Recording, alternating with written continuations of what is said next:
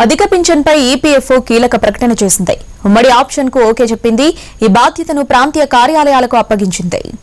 EPF చట్టం ప్రకారం 2014 నాటి సవరణకు ముందు గరిష్ట వేతన పరిమితి 6,500గా ఉంది. 2014లో గరిష్ట వేతన పరిమితిని 15,000కు పెంచుతూ సవరించారు. అలాగే గరిష్ట పరిమితితో సంబంధం లేకుండా అంతకుమించి వేతనం పొందుతున్న ఉద్యోగులు ఈపీఎస్లో జమ చేసేందుకు ఛాన్స్ ఇచ్చింది. అధిక వేతనంపై ఈపీఎస్లో చేరేందుకు ఆప్షన్ ఇవ్వాలని సూచించింది. అప్పట్లో దీనికి గడువేదీ పేర్కొనలేదు ఈపీఎఫ్ఓ. 2014 సవరణ నాటికి ఈ పథకంలో చేరని ఉద్యోగులకు ఆప్షన్ ఇచ్చేందుకు ఈపీఎఫ్ఓ అంగీకరించలేదు. దీంతో అప్పుడు ఆప్షన్ ఇవ్వని వారికి మరో అవకాశం కల్పిస్తూ సుప్రీంకోర్టు ఉత్తర్వులిచ్చింది. ఉమ్మడి ఆప్షన్కు సంబంధించి ప్రత్యేక యూఆర్ఎల్ను త్వరలో అందుబాటులోకి తీసుకొస్తామని ఈపీఎఫ్ఓ తెలిపింది. ఈ యూఆర్ఎల్ ద్వారా సభ్యులు డిజిటల్గా లాగిన్ అయి రిజిస్టర్ చేసుకోవచ్చు.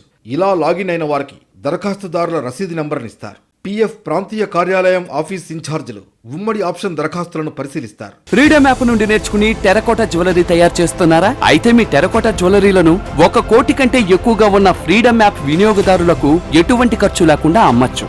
ఇన్ఛార్జీల నిర్ణయాన్ని ఈమెయిల్, పోస్ట్, ఎస్ఎంఎస్ ద్వారా సభ్యులకు సమాచారం ఇస్తారు. 2014 సెప్టెంబర్ 1కి ముందు ఉద్యోగ విరమణ చేసి అధిక పింఛన్కు ఆప్షన్ ఇచ్చినప్పటికీ గతంలో ఈపీఎఫ్ఓను తిరస్కరించిన వారు వీరు 1వ కేటగిరీ కిందికి వస్తారు. సుప్రీం ఆదేశాల తర్వాత డిసెంబర్లో వీరికి ఆప్షన్ ఇచ్చారు. 2014 ఆగస్టు 31 నాటికి ఈపీఎస్ సభ్యులుగా ఉండి అప్పట్లో ఆప్షన్ వినియోగించుకోని వారు 2వ కేటగిరీకి చెందినవారు. వీరికి తాజాగా అవకాశం కల్పించారు. వీరు ఇప్పుడు అధిక పింఛన్ కోసం ఉమ్మడి ఆప్షన్ ఎంచుకోవచ్చని ఈపీఎఫ్ఓ తెలిపింది. ఫ్రీడమ్ యాప్ నుండి నేర్చుకుని టెరకోటా జ్యువెలరీ తయారు చేస్తున్నారా? అయితే మీ టెరకోటా జ్యువెలరీలను 1 కోటి కంటే ఎక్కువగా ఉన్న ఫ్రీడమ్ యాప్ వినియోగదారులకు ఎటువంటి ఖర్చు లేకుండా అమ్మచ్చు.